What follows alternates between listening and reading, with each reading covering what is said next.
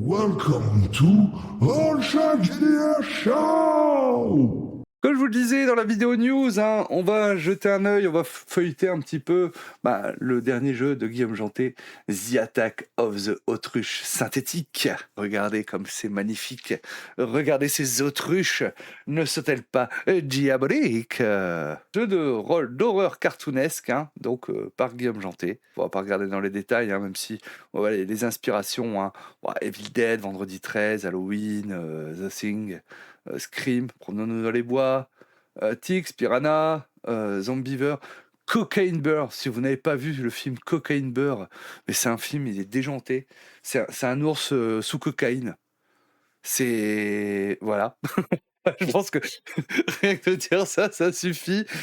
Voilà, un ours sous cocaïne.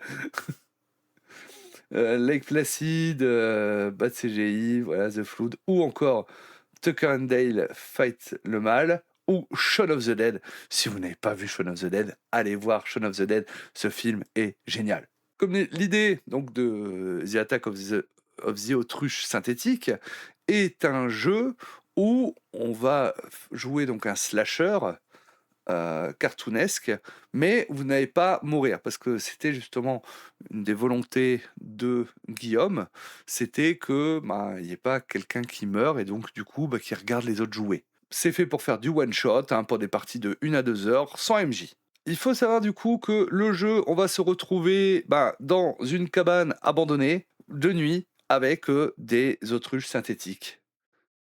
Voilà. Pour c'est ça le pitch. Vous avez tout ce qui est sécurité émotionnelle, contrat social, voilà. Je vous invite à le lire, hein, par rapport à ça, ou à aller voir la superbe vidéo qu'on avait fait avec Liana, où on aborde, je pense, de manière assez détaillée le sujet. Pour jouer, il vous faut des dés à 6 faces et des jetons. Et l'idéal est aussi d'avoir un petit sac du désespoir de la mort qui tue. Donc une petite pochette, vous allez mettre les jetons, parce que c'est... Vous allez voir, il y a la mécanique de jetons, hein, qui est assez... importante, 2d6, 6 jetons par joueur et joueuse, le sac du désespoir de la mort qui tue, une fiche de personnage, quelques crayons, voilà, pour ça. Sachant que Guillaume nous a fait un truc spécifique pour petit plateau de jeu, avec tout le rappel du déroulement de la partie, et ainsi de suite, hein. À la rigueur, je pense que rien qu'avec ça, je peux déjà vous montrer un petit peu les choses.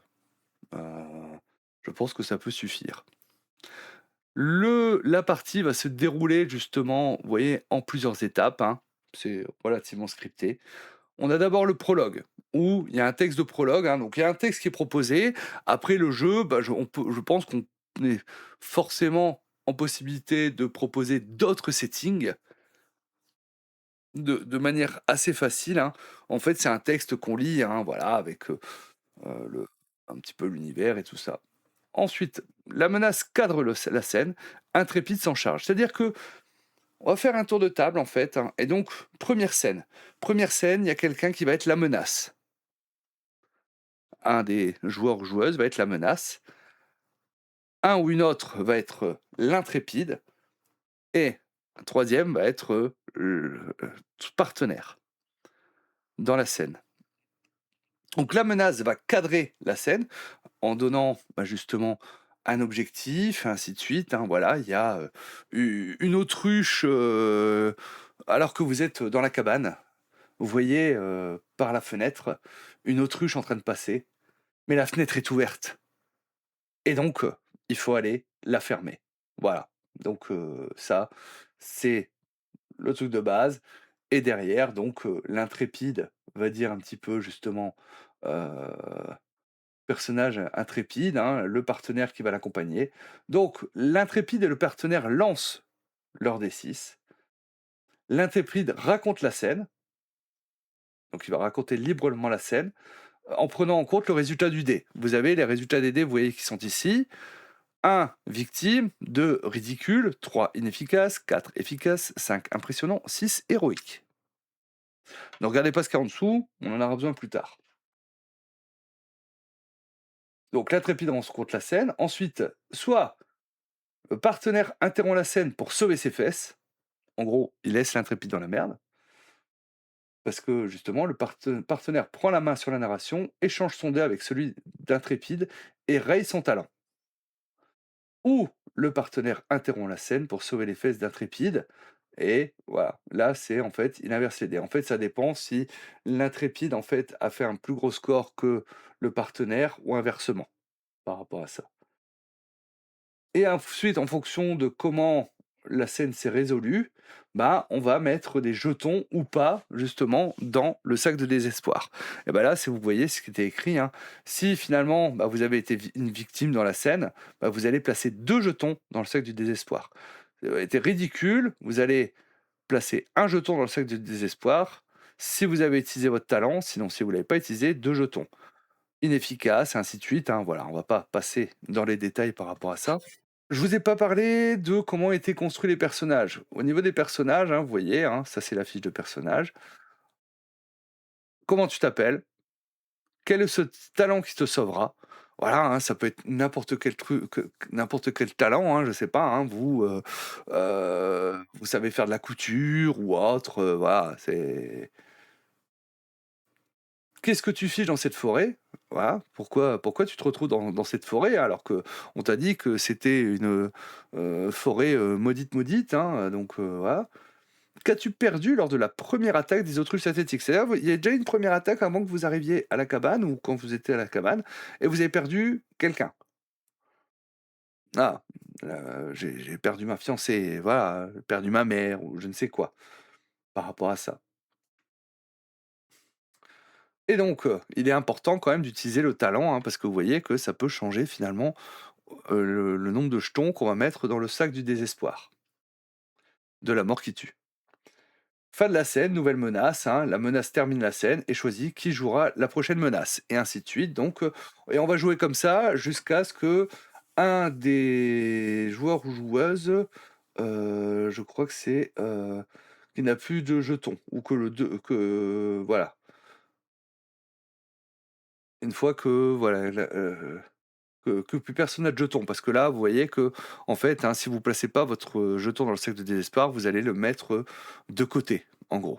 Heu, Sauf 2 jetons, hein, donc vous les mettez de côté ailleurs que dans le sac du désespoir. Et à la fin, on va piocher dans le sac du désespoir, chacun son tour, on tire un jeton, jeton d'un perso vivant, on raconte la mort du perso, jeton d'un perso déjà mort, on raconte comment un perso vivant frôle la mort. Et ensuite, hein, ça va être l'épilogue. Voilà comment va se dérouler finalement une partie. Hem, Vous voyez que le sac de désespoir de la mort qui tue, il est représenté ici, parce que Guillaume, il a pensé aussi aux gens qui jouent en distanciel et donc avec cette, justement, cette table, hein, qui va nous permettre, hein, justement de mettre les jetons et ensuite avec un tirage de dés, justement de simuler la la la le sac du désespoir de la mort qui tue, où un joueur ou une joueuse peut le gérer de son côté finalement, hein, ça fonctionne aussi. Voilà en gros par rapport au jeu. On reste sur quelque chose de d'assez simple, très narratif, hein, comme Guillaume sait bien faire justement, hein. Je vous ai présenté les règles assez vite fait, hein, elles sont un peu plus détaillées, heu, dans le jeu complet. Ça se lit super facilement, hein, donc vous pouvez y aller. C'est pas compliqué en soi les règles et donc vous avez après, ben, un texte du coup, vous voyez, d'épilogue, heu, vous avez un récap tout à la fin, je sais, hop, voilà, déroulement d'une partie, résultat du lancer des dés, tac, vous avez le prologue, voilà, un texte, épilogue avec survivant, épilogue sans survivant. Et donc finalement, si vous voulez hacker, faire un hack du jeu, bah, il suffit de refaire ces 3 textes-là pour facilement et puis vous pouvez même changer la menace. Que ce soit des lapins tueurs, des ouais, heu, ou toute autre chose qui vous passerait, par la tête, hein, par rapport à ça. Donc faut pas hésiter justement, hein, il le dit lui-même, hein, si vous voulez hacker finalement, hein, par rapport à tout ça. Donc évidemment, c'est Guillaume qui a fait toutes les illustrations. Je trouve celle-ci avec justement les autruches avec chacun des masques, hein, assez représentatifs, hein. Voilà, là on a Freddy, là c'est Ghostface, c'est ça, hein, je crois, hein, de Scream. Ça c'est euh, ah mince, Jason et vendredi 13, hein, Halloween, Mike Myers.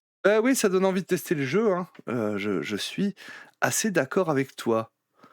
Ouais, ça me donne bien envie de tester le jeu. Ah, je vais essayer de voir avec Guillaume pour qu'on fasse un petit actual play, comme ça vous permettra de découvrir un petit peu les choses, ce qu'on est en mesure de faire.